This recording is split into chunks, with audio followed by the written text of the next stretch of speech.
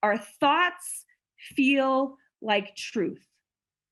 And a lot of times they're not, right? A lot of times they're not. A lot of times our thoughts are just that. They're just thoughts.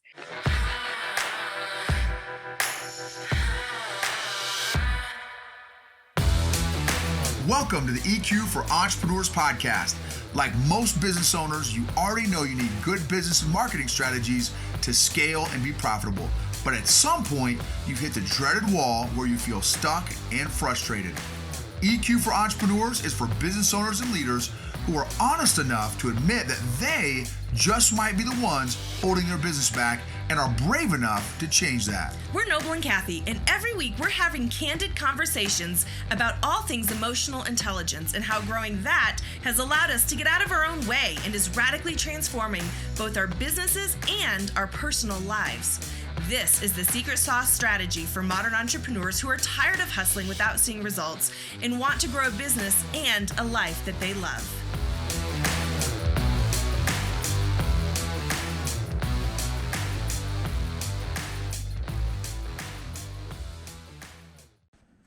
EQ for Entrepreneurs. Welcome to today's podcast episode, and super excited. So this is going to be a sneak peek glimpse into our monthly membership with some tremendous folks that tonight it'll be probably whenever you guys listen to this, but we discussed something that is part of our EQ course, our EQ Accelerator course, where we teach emotional intelligence and a lot of tools, emotional tools, which I feel like is as important. Actually, in fact, that's one of the things we talk about tonight.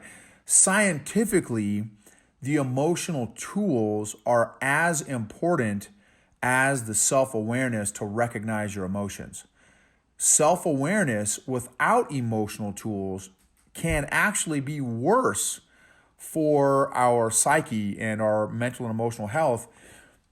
And so the tools that we cover in the EQ course and in our membership are critically important to go along with and complement our hopefully ever-growing emotional self-awareness. And so we talk about one of the tools quite a bit tonight called the Thought Analyzer tool, and again, which is in our module 2 of our EQ course. Super powerful, super helpful tool. And we also talk about, so one of the things we talk about too is the relationship between toxic positivity versus affirmations, positive affirmations, and even visualization, and kind of what is that relationship there? What is that line there? And we cover a couple things that we want to kind of go into that as well. And one of the points that I mentioned in there is you can't affirmation or positivity your way out of emotional unhealthiness.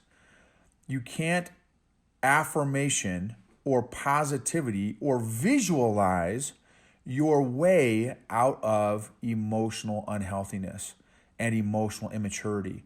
At some point, again, in my opinion, I'm disclaimer again, we're not psychologists, we're not psychiatrists, we're not therapists.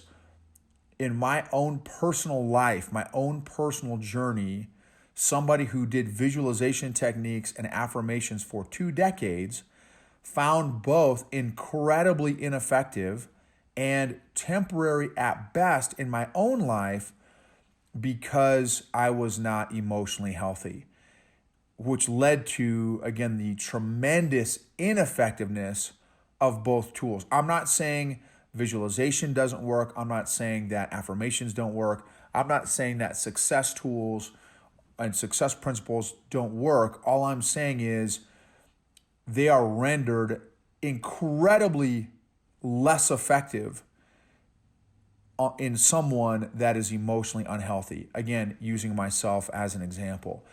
And so really excited to share this episode with you again. It's a sneak peek. We don't do this all the time. In fact, we rarely do. I think this may be the only second time in a year or so that we've done this.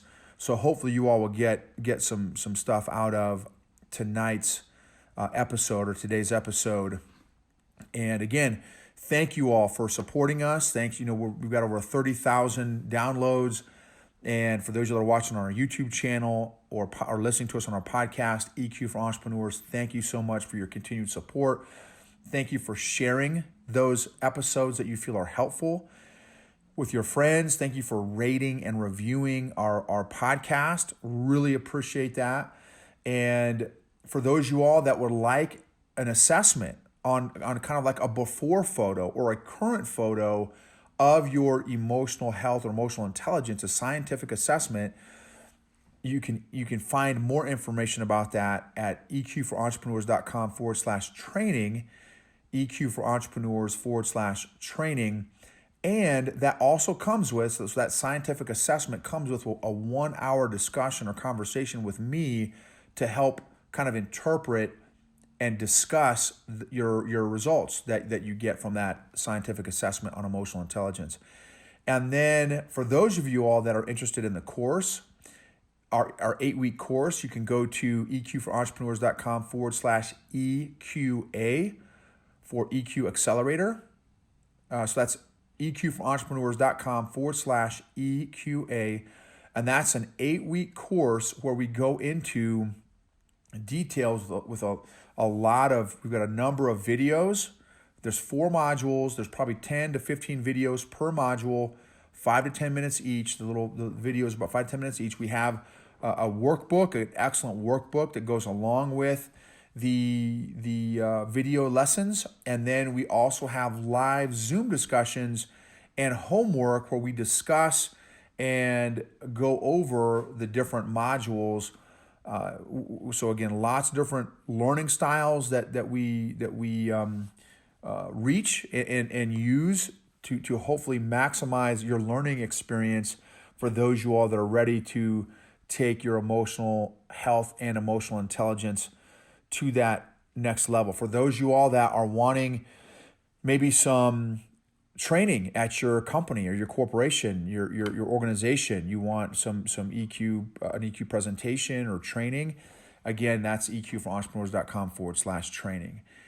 So we look forward to, again, hopefully you get lots out of this episode here where we give you a sneak peek of our membership, where we do our discussion and conversation about various topics related to and associated with emotional health and emotional intelligence. One of the things that I wanted to talk about tonight is the thought analyzer, right? Is how we have it in our course. And I'll pull it up here. Okay, hopefully you guys can see that. Okay. So the thought analyzer, this process, I just want to come back to this and revisit this whole process, because this is a formula for how to think about what you're thinking about. Because the process, the way it works in our brains is it's think, feel, do. Think, feel, do. Every action that we take comes based off of a process, right? There's always a process before we get to inaction. And it always starts with a thought. There's always a thought that we have in our head. Now, most of the time, the thought that we have in our head it's like it's subconscious almost, because it's something that's kind of on repeat. It's something that we've thought a million times. It's something that we're not even a lot of times aware that we're thinking. And a lot of times we're not even aware of the feeling that thought produces. We just see the outcome and we wonder, well, why do I keep doing this over and over again? Or why am I kind of stuck on this treadmill of acting this way when I'm trying to change? Or why do I keep finding myself in this situation? We tend to start this process with the result or the action, right? That's where we kind of will see ourselves. But when we realize that there's a reason that we're acting the way that we're acting, we can actually go back and make some sense of it. We can go back and say, okay, let me deconstruct this a little bit. And what's really interesting, here's what's interesting. I'm going to stop this share and I'll come back to it in a second. So this is the book that I've been reading, Dr. Carolyn Leaf. She's really big in this space of the mind. This one is called Cleaning Up Your Mental Mess. And the thing that's cool about her that's, very different than obviously Noble and I is like, she's a legit scientist, therapist, like she's got all the credentials for that, right? We just teach emotional intelligence, but she is like, she's done all the studies, and she has got this study in this book that she did that is so fascinating to read.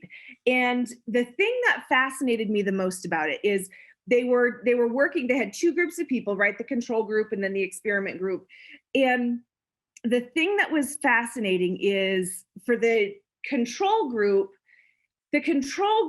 got awareness that maybe their thinking wasn't spot on. They kind of got a little, hey Marcy, they kind of got a little bit of self-awareness around some emotions and feelings, around some toxic thinking, but they didn't get any tools to change it.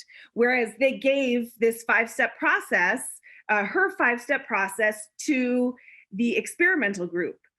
And the thing that was so fascinating, in every area that they measured the control group in, or the experimental group in, like they measured them in anxiety and depression, toxic stress, even they even did blood work to see physiologically how it was affecting them and the effect that it was having on their physical bodies. And in every single area, the experimental group got better. And in every single area, the control group either stayed the same, but most of the time got worse. And that's the part that I think was so interesting, is that they got worse because awareness without tools to actually be able to do something, without tools to work on it, makes you worse. Because it's like, now you have awareness, oh, okay, I really am kind of hurting in these areas. I really do have some toxic stress. I really am not dealing with this well. It's like when you get a little bit of self-awareness about these things, but you don't know what to do with it, it makes you worse. And they corroborated, I think is the word.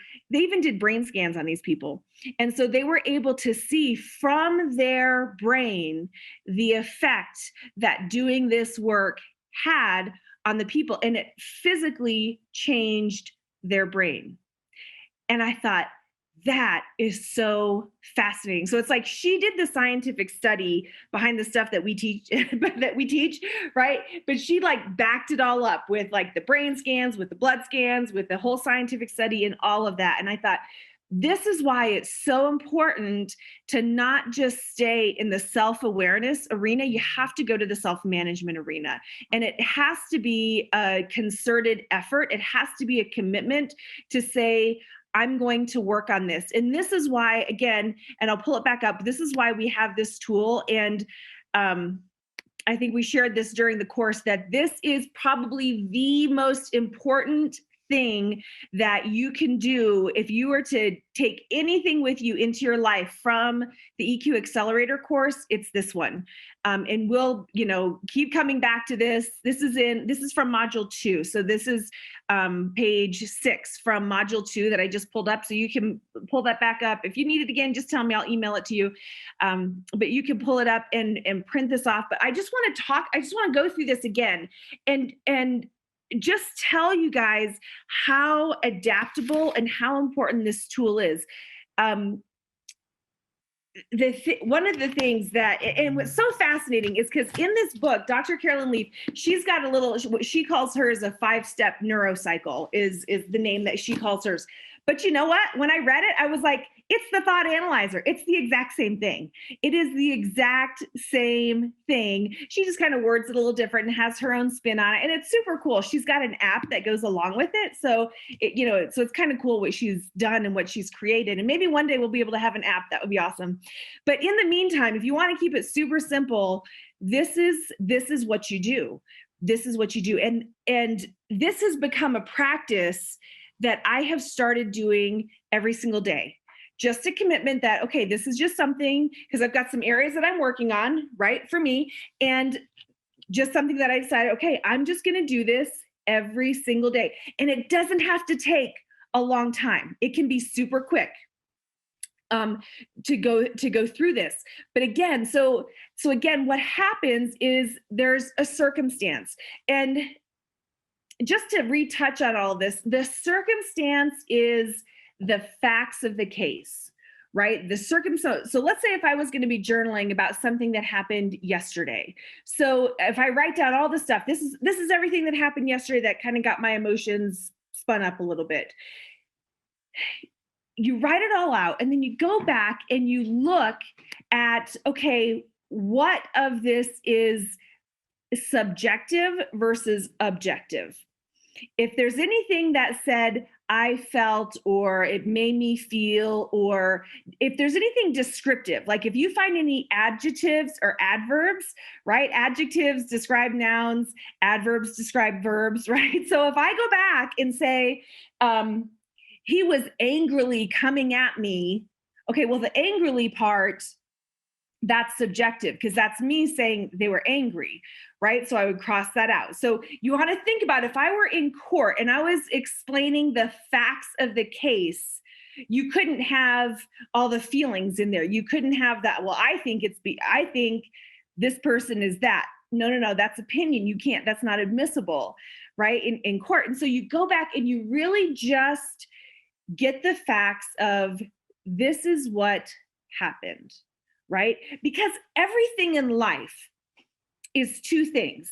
It's what happened and it's what you think about what happened.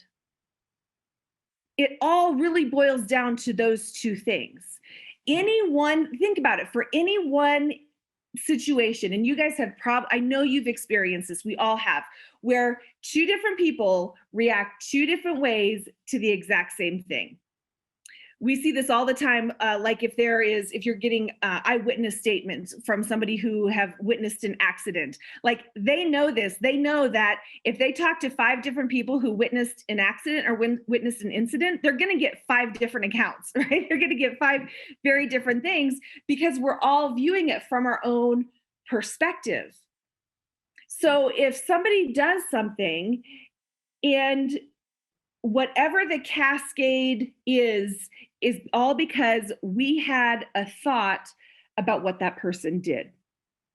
Okay, so that person, so it could be somebody is not interested in what we have to offer them in our business, right? Let's just say, for instance, okay, so the circumstance could be they said no, or they ghosted me, or they whatever, right? So that could be the circumstance, but our thought will be, well, nobody's interested in what I have to offer, or they don't like me, or they think this is dumb, or I'm not good enough, right? So now we will create a thought about whatever it is that happened.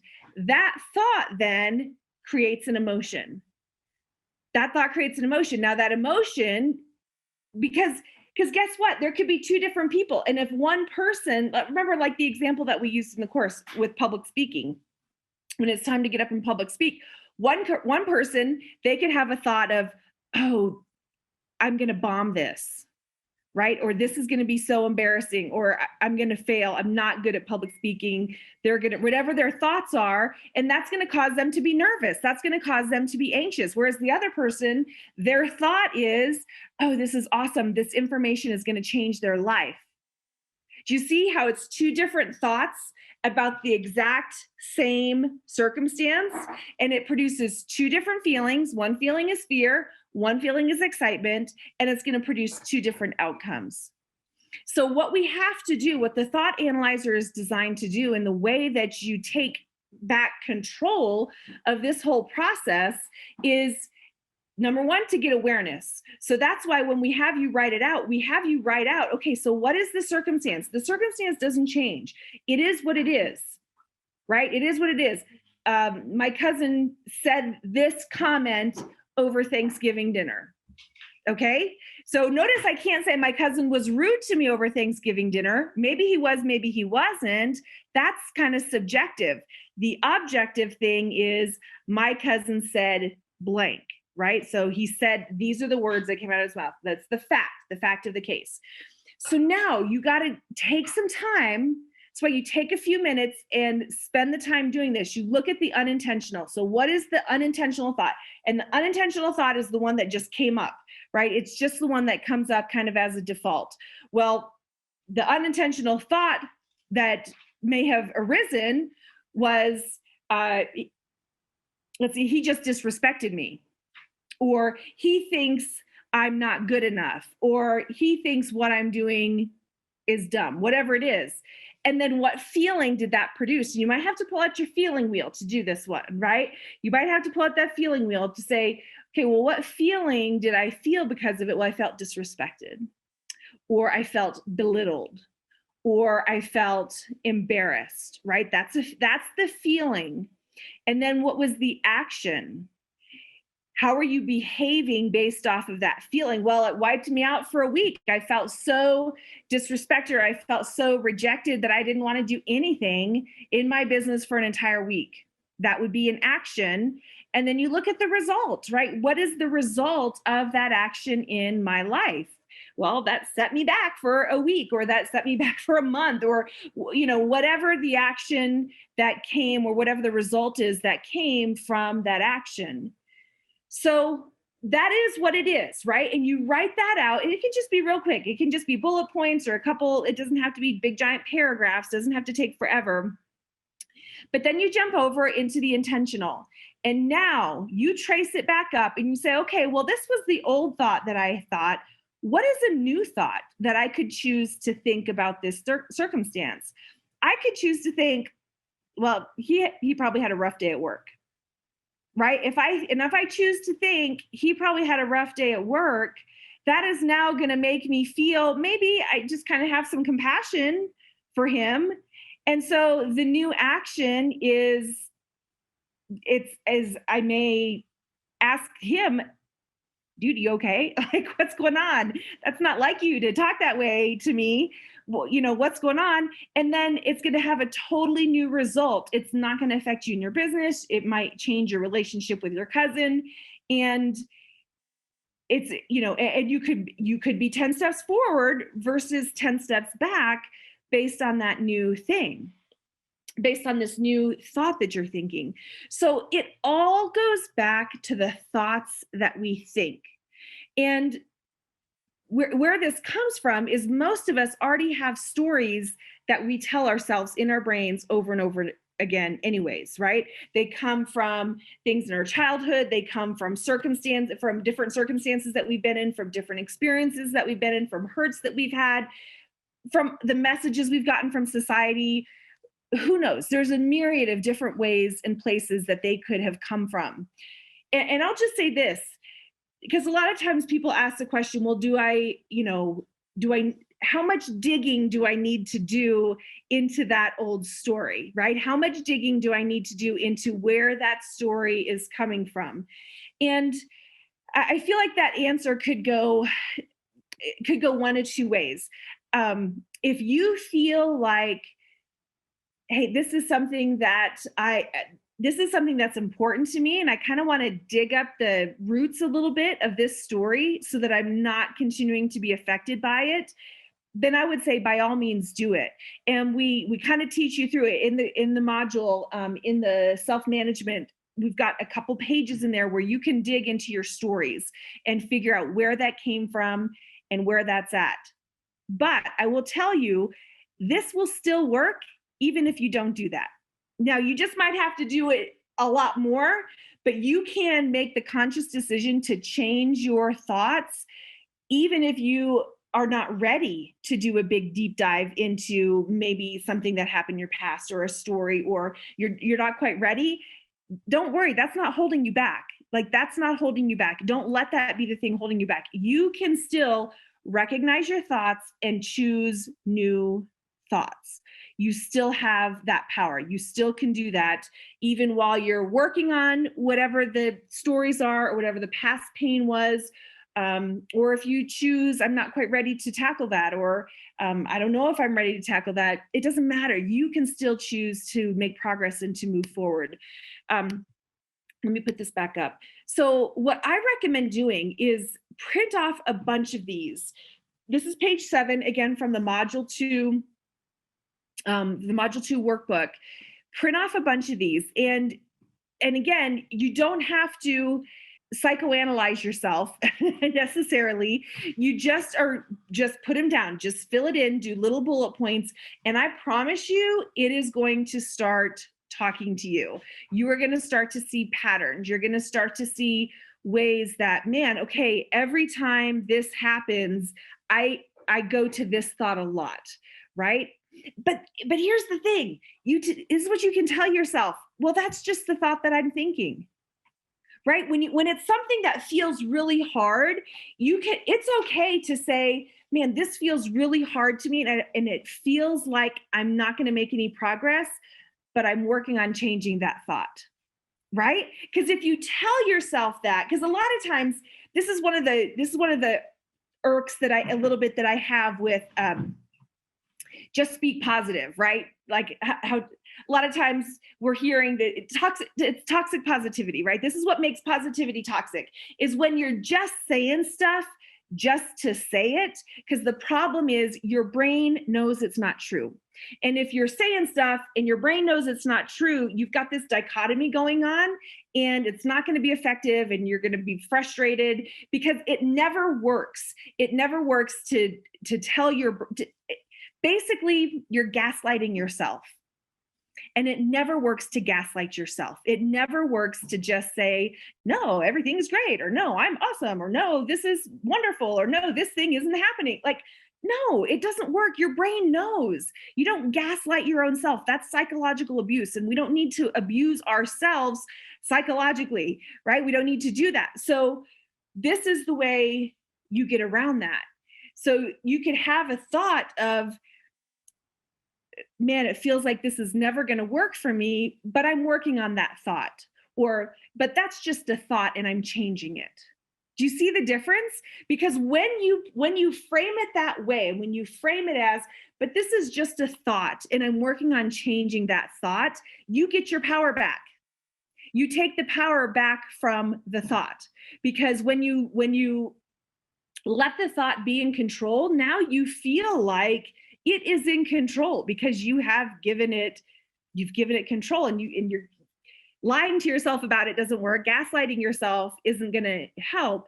But when you can just say, and I'm working on changing that thought, now it opens your mind up to, it's accepting it, but it's also opening it up to a different reality. It's opening up your mind to, I can think a new thought about this thing. And that is the first step toward being able to change something, toward being able to change a thought that feels like truth. Because that's the problem. Our thoughts feel like truth. And a lot of times they're not, right? A lot of times they're not. A lot of times our thoughts are just that. They're just thoughts. And we can think something different. A question that has helped me sometimes when I'm kind of trying to do this is this: if an emotion, or Noble, I think is the one who came up with this one, if an emotionally healthy person had experienced the same circumstance that I just experienced, what would their thought be about it? Right? How would they be thinking about it? How would they respond to it? Would they have the same thought that I have? And we have to challenge those thoughts, and we have to realize we have control. We can choose to think a new thought. And when you choose to think a new thought, it changes everything else. It changes the way you feel. It changes the way you act, and it changes the outcome and the result that you get. And this is so simple, but it's deceptive in its simplicity, because I think a lot of times we think, oh, well, it's too simple, right? It's too simple. How could that be? How could that be anything that's going to make a difference for me? It's so simple, but that's why it's so powerful, is because this doesn't take a neuroscience degree. This doesn't take rocket science. It just takes some awareness and a commitment to looking it up and to doing the work. And the thing that's so incredible is, just from the studies that are in this book, just the intention of going through this process of creating new thoughts that create new feelings and being intentional about it, it like I said, it changes your brain. It will physically change your brain. It affects, if somebody's experiencing anxiety, if someone's experiencing depression, how you look at those things all changes. Your outlook, your physical body, all of it changes. And this is something that you can do for yourself. Now, incidentally, one of the things that I thought was also very interesting in this book, a lot of times we're taught it's 21 days to create a habit. And she's like, look, that might be the first step. But for her, she said, to really see the effects on your brain, it's 3 cycles of 21 days. So for her, she does 63 days. So she kind of breaks it down: 21 days, 21 days, 21 days, right? Because that's kind of a chunk that our brains can take on. But the bottom line is, it takes as long as it takes. You know what I mean? It takes as long as it takes. So for somebody, they might be having great results after 21 days. Some other people might need longer. Let's not get too wrapped up on number of days, rather just committing to doing it. And the thing that's fascinating is, because this is something, kind of an experiment that I've been doing with myself, is writing every day. Even sometimes I do more than one, but even just doing one, because if there's an area in your life that you're working on, you're going to have thoughts about it, right? You're going to have feelings about it. There's a reason you're choosing to work on it. It's because it's an area that it's either a relationship or something that you're seeing that, hey, this isn't producing what I want it to produce in my life. Like, you are going to have material to do it.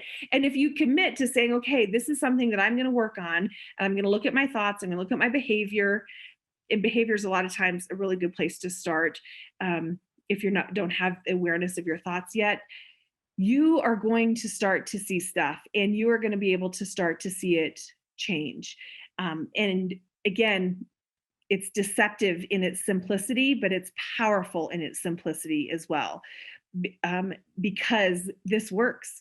This absolutely works. So I just thought, like, man, tonight would be a really great night to kind of come back around and let's touch on this again, because the last thing that we want is for people to go through the course and get some self-awareness, but not do the practice, and then wind up feeling worse than ever, right? Because it's like, when you know how bad off you are, it's almost like the ignorance was bliss. It was kind of nice to not know how bad off I was, even though everybody else around me was kind of being affected by it. But you kind of live in this ignorance is bliss state. But once you have awareness of it, it's not good. Like, it starts working against you if you don't start taking the action and working toward it. So that would be my challenge for this month. So for, what are we in, May? I just want to encourage you guys. Our challenge for this month is to do the thought analyzer. Print off a bunch of these and just commit to doing them every day. Literally, it takes about 5 minutes, maybe more if I want to, if I'm like really interested in it. But if you just spend a couple minutes just doing this, make it part of your morning routine or evening routine, probably in the evening, so that way you can look back over the day and pick up a situation or pick out situations where you had a circumstance and a thought and feeling and action that you can really look at. Oh my gosh, I promise you, within a week even, you're going to start to see changes. You're going to start to notice things. You're going to see patterns of thinking. You're going to see a difference in how choosing new thoughts, the difference that's making for you. So that is my challenge to you, is go back, page 7, and just print off several copies of that thought analyzer. and spend some time, spend a couple minutes every day just doing this. And it can be about anything.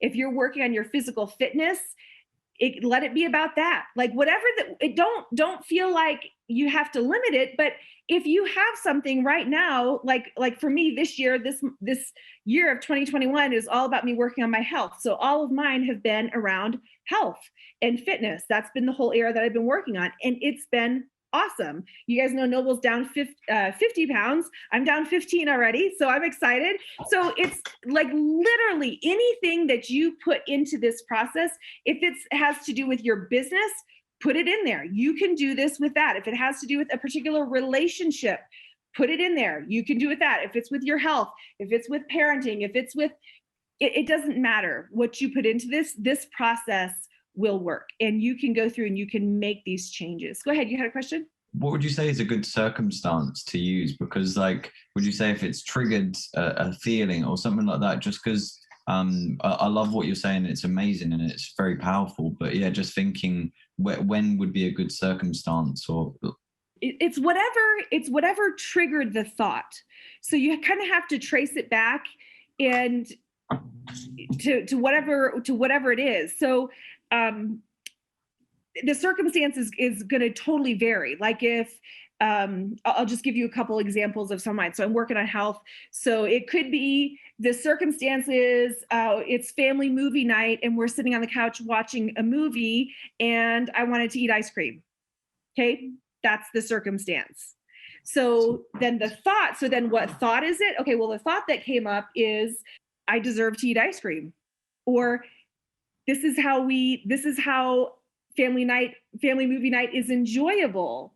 Do you see how those are two thoughts? Well, how does that make me feel? That makes me feel deprived, or that makes me feel like I'm missing out. And so the action is, well, I want to get up and go eat ice cream, right? Well, that's not in accordance with my goals. So a new thought, so the circumstance could stay the same. The circumstance is the family is sitting on the couch watching a movie together. The new thought could be, I want to enjoy being with my family, right? I'm here for the company. I'm here for my family, which gives me a different feeling. Okay, now I can feel content. I can feel content because this is the goal. And that's going to create a new action of, I don't feel like I have to get up and get the ice cream. Okay, so the circumstance is the what happened. It would be if you were an outside observer watching me in that instance, you could say, well, the circumstance, what I observed was they were all sitting there on the couch watching a movie, right? So this is something that an outside person could observe. This is just what was happening, or this is what had happened, or these are the words that the person said. And that's important because a lot of times we create intent for other people, right? We create intent for other people. Like a circumstance would not be Noble disrespected me. That's not a circumstance. That's the feeling. That's the I felt disrespected. The circumstance would be Noble didn't take out the trash on, tonight before I went to bed. Right?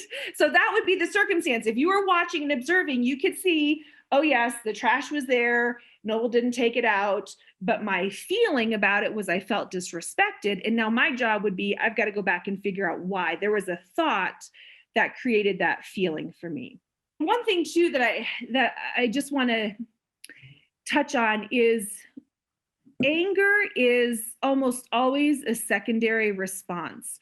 So if your feeling is anger, like if you find yourself, well, how did that make me feel? It made me feel angry. That's the one emotion you need to ask another question and say, why did it make me feel angry? Because there's maybe not always, but almost always there's another feeling that happened that led to anger. So it's either I felt disrespected, or I felt afraid, or I felt dismissed, right? Whatever it is. So try to go, if you get anger, if that's what comes up, anger is a result of feeling something else.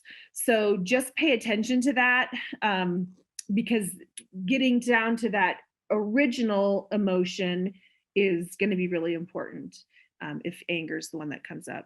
But excellent question.